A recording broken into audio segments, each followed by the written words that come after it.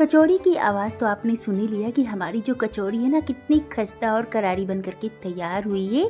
सारे tips and tricks आप लोगों के साथ शेयर करूंगी। मार्केट की कचौड़ियाँ जब भी हम खाते बहुत ज़्यादा ऑयली लगती है और अनहाइजेनिक भी होती है। तो चलिए घर में मैं आप लोगों के साथ शेयर करूंगी किस तरह से आप बिल्कुल हलवाइयों जैसी कचौड़ी और आलू की सब्जी बना सकते हैं बहुत ही कम समय में। तो सुबह उठते ही सबसे पहले मैंने आलू को उबलने के लिए रख दिया था। आलू मेरे उबल गए हैं और यहाँ पर मैंने साइड में दूध रख दिया है उबलने के लिए। तो सुबह के जो काम होते हैं ना हम गृहिणियों के ऐसे ही होते हैं, भाग भाग करके ही हमें सारे काम करने होते हैं। तो आज मैं लंच में बनाऊंगी एकदम स्पेशल वाली मथुरा की कचौड़ी और साथ में आलू की सब्जी। आप अगर लहसुन प्याज नहीं खाते तो इस सब्जी को आप बनाइएगा, आई एम श्योर आपको बहुत पसंद आएगी। इसके लिए मैंने 6 से 7 लिया है हरी मिर्च और लिया है 3 से 4 इंच के करीब अदरक। थोड़ा सा नमक डाल करके हम इसे अच्छे से क्रश कर लेंगे इमाम दस्ते में। आप चाहो तो मिक्सी में भी इसे पीस सकते हो, लेकिन हल्का सा दरदरा ही रहना चाहिए। अगर आप पूरा फाइन पेस्ट बना दोगे ना फिर वो सब्जी में और कचौड़ी में वो स्वाद नहीं आ पाएगा। इसका टेक्सचर आप देख लीजिए, बिल्कुल इसी तरह से इसे हमें क्रश करना है और इसे अब मैंने साइड में रख दिया है। अब सबसे पहले कचौड़ी का आटा लगाएंगे। तो इसके लिए बिल्कुल मार्केट जैसा बना रही हूँ तो मैं यहाँ पर 3 कटोरी मैदा ले रही हूँ। आप चाहो तो आधा मैदा आधे आटे का यूज कर सकते हैं। तो मैदे को मैंने अच्छे से छान लिया है। अब मोयन के लिए मैं यहाँ पर घी को गरम कर रही हूँ। तो 1/4 कप घी डालेंगी। आप चाहो तो तेल का भी यूज कर सकते हो। आटे में सबसे पहले नमक डाल देंगे थोड़ा सा, ताकि हमारी जो कचौड़ी बिल्कुल भी फीकी ना लगे। इस तरह से हल्का सा गरम करके तेल या घी डालने से क्या होता है ना, हमारी जो कचौड़ियाँ हैं बहुत खस्ता बनती है। अब 1/4 कप से ज़्यादा आपको घी या तेल नहीं डालना है और दोनों हाथों को ना इस तरह से मसल करके आटे में मिक्स करना है घी या तेल के मोयन को। और जब आप इसकी मुट्ठी बनाओगे तो बिल्कुल भी टूटनी नहीं चाहिए। इट मीन्स मोयन बिल्कुल परफेक्ट लगा है। अब देखिए फ्रेंड्स, यहाँ पर ना थोड़ा थोड़ा पानी डाल करके एकदम सॉफ्ट सा आटा लगा करके तैयार करेंगे। अगर आप हार्ड आटा लगाओगे तो कचौड़ियों को जब आप फ्राई करोगे तो वो फट जाएंगी, इसलिए बिल्कुल सॉफ्ट आटा लगाना है। वैसे भी ये मैदे की कचौड़ियाँ हैं तो हल्का सा सॉफ्ट रहेगा तो अच्छा रहेगा। गीले कपड़े से ढक करके रखेंगी 20 से 25 मिनट के लिए। अगर आपके पास समय ना हो तो कम से कम 15 मिनट के लिए ज़रूर ढक करके रखें। तो चलिए सबसे पहले बना लेते हैं कचौड़ी के लिए स्टफिंग। तो यहाँ पर मैंने मूंग दाल को भिगो करके रख दिया था सुबह ही 2 घंटे के लिए। और देखिए दाल कितनी अच्छे से भीग गई है। दाल ना टूट भी रही है तो मूंग दाल की। तो चलिए मूंग दाल को दोबारा से अच्छे से धो लेंगी और इसका पानी निकाल लेंगे। अब रखेंगे गैस के ऊपर एक पैन। इसमें डालेंगे सरसों का तेल। सरसों के तेल से बहुत ही अच्छा फ्लेवर आता है। सरसों तेल का ना एक अपना ही स्ट्रॉन्ग फ्लेवर होता है, जिसकी वजह से स्वाद और भी अच्छा हो जाता है। लेकिन आप जिस भी तेल में खाना पसंद करते हैं उस तेल में बना सकते हैं या फिर घी में भी बना सकते हो। अब हम इसमें डालेंगे 1 छोटी चम्मच जीरा, 1 छोटी चम्मच सौंफ और थोड़ी सी अजवाइन डाला है मैंने। सौंफ जरूर डालिएगा, इससे बहुत अच्छा फ्लेवर आता है। अदरक और हरी मिर्च को क्रश किया था ना वो डाला है 2 बड़ा चम्मच और इसे अच्छे से मिक्स करेंगे। इस टाइम पर गैस की फ्लेम आपको बिल्कुल लो रखनी है। लो फ्लेम पर जब मसाले भूनते हैं ना तो इनका फ्लेवर और स्वाद बहुत अच्छा आता है। 2 बड़ा चम्मच मैं इसमें डालूंगी बेसन और बेसन को भी हम अच्छे से भूनेंगे 3-4 मिनट के लिए। देखिए बेसन अच्छे से भुन गई है और इससे ना धीमी धीमी सी खुशबू भी आ रही है, एकदम सौंधी सौंधी सी। इस टाइम पर हम इसमें डालेंगे 1 चम्मच आमचूर पाउडर। जरूर डालिएगा, इससे बड़ा अच्छा स्वाद आता है। 1 छोटी चम्मच हल्दी पाउडर, 1 छोटी चम्मच कश्मीरी लाल मिर्च, इससे कलर अच्छा आता है और हल्की कम तीखी होती है। 1 छोटी चम्मच धनिया पाउडर, 1 छोटी चम्मच काला नमक डालेंगे, बिल्कुल चटपटी लगती है इससे। 1 चम्मच डालेंगे चाट मसाला और रेगुलर नमक डाल देंगे। ये सारे मसाले जरूर डालिएगा, इससे बहुत अच्छा स्वाद आता है। अच्छे फ्लेवर के लिए 2 छोटी चम्मच मैं यहाँ पर हींग डाल रही हूँ। अच्छे फ्लेवर वाला अगर आप हींग डालोगे तो कचौड़ी का जो स्वाद है ना 100 गुना बढ़ जाता है। थोड़ी सी कसूरी मेथी डाल देंगे और मसालों को अच्छे से भूनेंगे। इसके बाद हम इसमें डालेंगे भीगे हुए मूंग की दाल। मूंग दाल को डालते के साथ ही हम इसे करेंगे अच्छे से मिक्स और 5-6 मिनट के लिए ना मूंग दाल को भी मसालों के साथ हम अच्छे से भूनेंगे।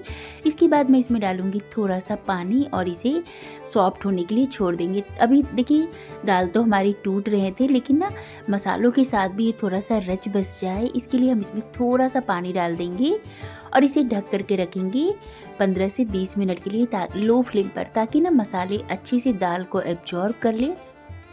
दाल अच्छे से मसालों को एब्जॉर्ब कर ले और बिल्कुल भी फीकी फीकी सी कचौरी की स्टफिंग ना लगे। तो चलिए, कचौरी की स्टफिंग तो तैयार हो गई है। 20 मिनट के बाद हम इसे अच्छे से मिक्स करेंगे और ये देखिए फ्रेंड्स, हमारी जो कचौरी की स्टफिंग है ना पैन छोड़ने लगी है और जो दाल है एक जगह पर इकट्ठा होने लगा है। अब आप चाहो ना तो इसे मिक्सी में हल्का सा पीस सकते हो, या फिर हाथों से या फिर पोटैटो मैशर से ना हल्का सा मैश कर सकते हैं। मैं यहाँ पर एज इट इज ही आज कचौरी बनाऊँगी। तो चलिए, अब स्टफिंग तैयार होगी तो इसे ठंडा होने के लिए रखेंगे। साइड में मैं यहाँ पर सब्जी बनाऊँगी। तो सरसों का तेल डाला है कढ़ाई में, उसमें डालेंगे 1 छोटी चम्मच धनिया, क्रश किया हुआ धनिया, 1 छोटी चम्मच जीरा, अदरक लहसुन जो हमने कूट करके रखा था उसे डालेंगे। लो फ्लेम पर मसालों को भूनेंगे, इससे हल्की सी धीमी धीमी सी खुशबू आने लगेगी। इसके बाद हम इसमें डालेंगे हींग। हींग का यूज आपको ना थोड़ा ज़्यादा करना है, तभी जो ये कचौरी और सब्जी है ना इनका स्वाद बहुत अच्छा आता है। हींग के साथ भी हमने इसको 10-15 सेकंड के लिए अच्छे से भून लिया था। इसके बाद हम इसमें डालेंगे रूटीन के मसाले। तो 2 छोटी चम्मच धनिया पाउडर, 1 छोटी चम्मच जीरा पाउडर, 1 छोटी चम्मच हल्दी पाउडर, 2 छोटी चम्मच यहाँ पर मैं कश्मीरी लाल मिर्च डाल रही हूँ, क्योंकि सब्जी की क्वांटिटी थोड़ी सी ज़्यादा है इसीलिए। और आप चाहो तो इसमें तीखा मिर्च भी डाल सकते हो, लेकिन हमने हरी मिर्च खूब सारा लिया है और वो हल्की तीखी वाली है, तो मैं इसमें हरी मिर्च का यूज नहीं करूँगी। 1 छोटी चम्मच डाला मैंने इसमें आमचूर पाउडर। और मसाले हमारे जले नहीं, इसलिए 1 से 2 चम्मच के करीब हम इसमें पानी डालेंगे और मसालों को अच्छे से भूनेंगे। इस तरह से जब आप पानी डाल करके मसालों को भूनते हैं ना तो मसाले फूलते भी हैं और जो ग्रेवी है ना इसकी कंसिस्टेंसी भी बहुत अच्छी होती है। अब यहाँ पर मैंने 5 से 6 टमाटर ले लिए हैं, बिल्कुल लाल लाल वाले देसी वाले जो टमाटर होते हैं ना, अगर आप उनका यूज करोगे तो सब्जी में हल्की सी खटास आती है नेचुरल, जिसकी वजह से सब्जी और भी ज़्यादा स्वादिष्ट लगती है। टमाटर को हमने कट कर लिया और देखिए मसाले किस तरह से ऑयल सेपरेट कर रहे हैं।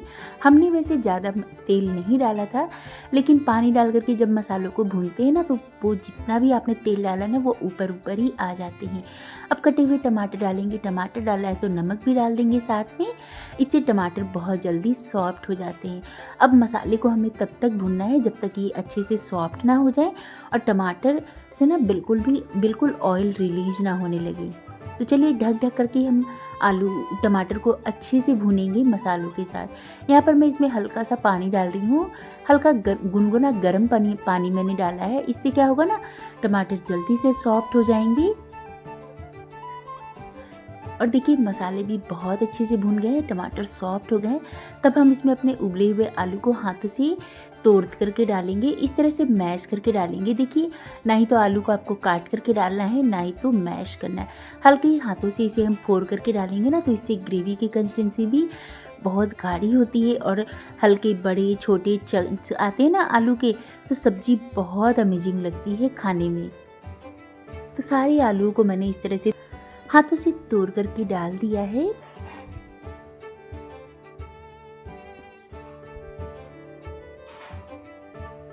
और इसे मसालों के साथ करेंगे अच्छे से मिक्स। आलू को भी ना हम 5-6 मिनट के लिए मसालों के साथ भूनेंगे, इससे क्या होगा ना सब्जी में बहुत अच्छा स्वाद आएगा।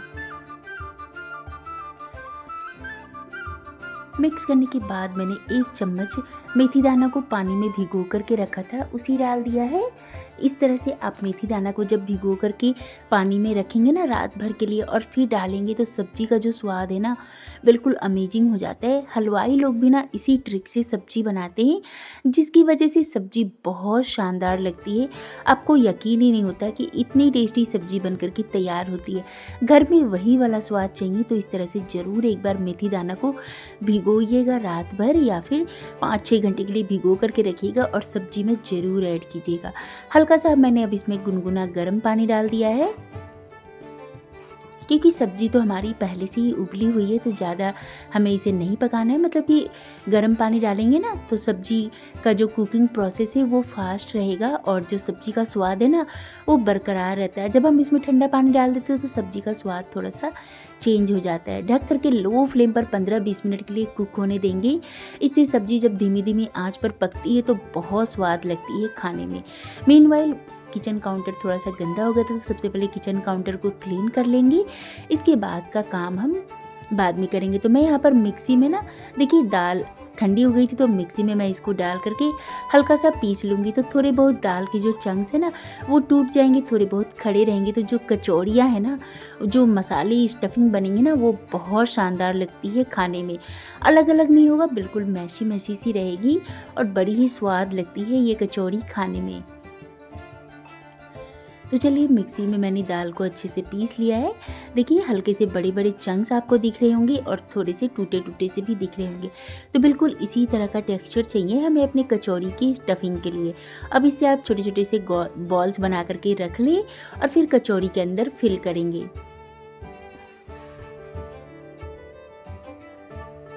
तो चलिए, मुझे तो आइडिया है तो मैं फटाफट से ना ये 3-4 आपको दिखाने के लिए बॉल्स बना रही हूँ। बाकी के मैं जिस शेप की कचौड़ियाँ बनाऊँगी ना, मतलब जितनी साइज़ का आपका मिक्सचर रहेगा ना, डो आटा जितनी बड़ा आप लोई लोगी उसी हिसाब से पेड़ी बनाना बहुत स्वाद लगती है। सब 15-20 मिनट हो गए थे, तो मैंने इसमें डाला 1 छोटी चम्मच गरम मसाला, बारीक कटी हरी धनिया की पत्ती और थोड़ी सी भुनी हुई कसूरी मेथी को हाथों से क्रश करके डालेंगी। और इस तरह से जब आप सब्जी बनाओगे ना आलू की, तो आपके फ़ैन हो जाएंगे लोग, इतनी स्वाद ये लगती है खाने में। छेड़ेंगे बिल्कुल नहीं, ढक करके रखेंगे 15-20 मिनट के लिए और इसके बाद आप सर्व कीजिएगा। तो चलिए फटाफट से कचौड़ी फ्राई कर लेते हैं। तो यहाँ पर मैं तेल को ना गर्म होने के लिए रखूँगी। सबसे पहले मीडियम फ्लेम पर, तेल को हमें मीडियम फ्लेम पर गर्म करना है, लेकिन कचौड़ियों को फ्राई करने के लिए हम हमेशा लो फ्लेम का ही यूज करेंगे। तो देखिए आटे को एक बार मसल करके अच्छे से चिकना कर लेंगे। अब देखिए आटा कितना सॉफ्ट हो गया ना, बिल्कुल इसी तरह का आटे आपको तैयार करना है, तभी जो आपकी कचौड़ियाँ हैं ना एकदम क्रैक फ्री बन करके तैयार होगी। तो जितने साइज़ का आप पेड़ा ले रहे हो ना, उसी साइज़ की आप इसके अंदर स्टफिंग भरिएगा, तो कचौड़ी खाने में बहुत स्वादिष्ट लगती है। ऐसा नहीं है कि पेड़ा बहुत बड़ा बड़ा हो और स्टफिंग बिल्कुल थोड़ा थोड़ा आप भरोगे तो ऐसा लगेगा बस आटा ही खा रहे हैं। तो इसीलिए आप इसमें जितना आटा ले रहे हैं ना पेड़ा, उसी साइज़ की स्टफिंग भी भरिएगा।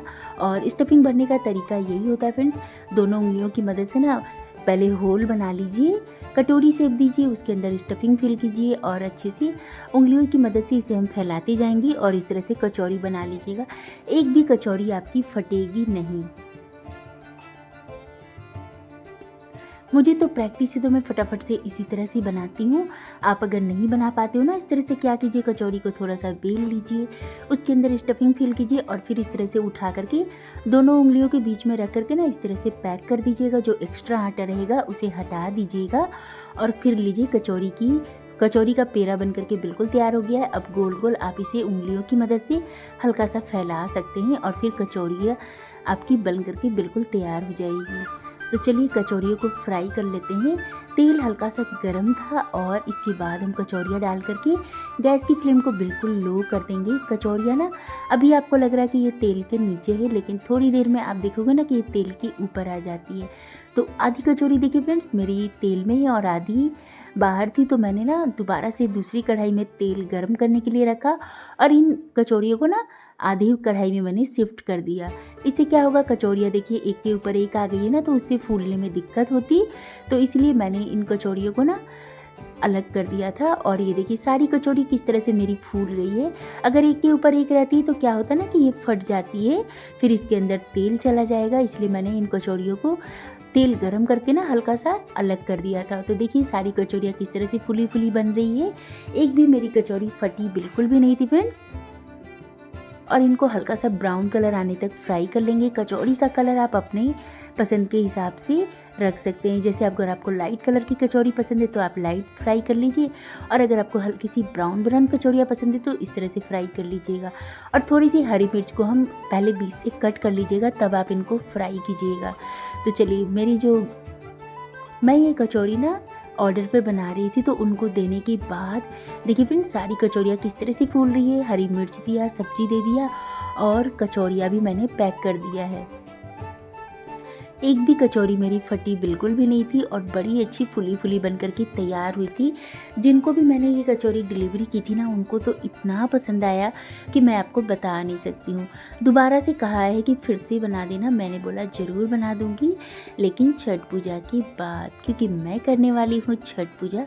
आप लोग अपना प्यार और आशीर्वाद बनाए रखिएगा।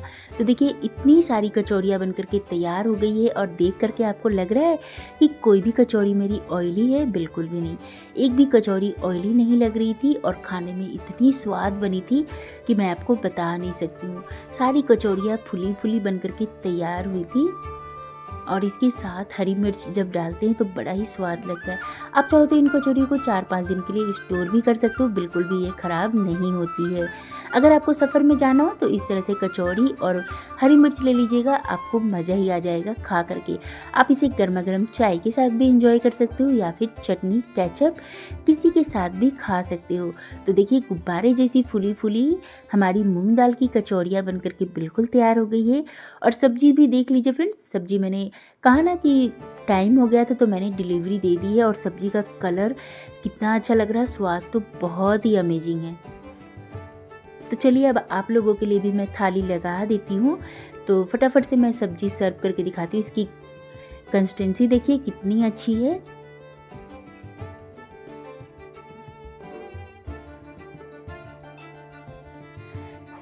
ये सब्जी और कचौड़ी मैंने भेज दिया था, दोबारा से फ़ोन आया कि फिर से हमें सब्जी और कचौड़ी 1 प्लेट और चाहिए, तो मैंने दोबारा से भेजा है। इसीलिए सब्जी देखिए कम हो गई, बिल्कुल ही थोड़ी सी बची है। तो इसी सब्जी में अब मैं, मेरे हस्बैंड और बेटा खाएंगे।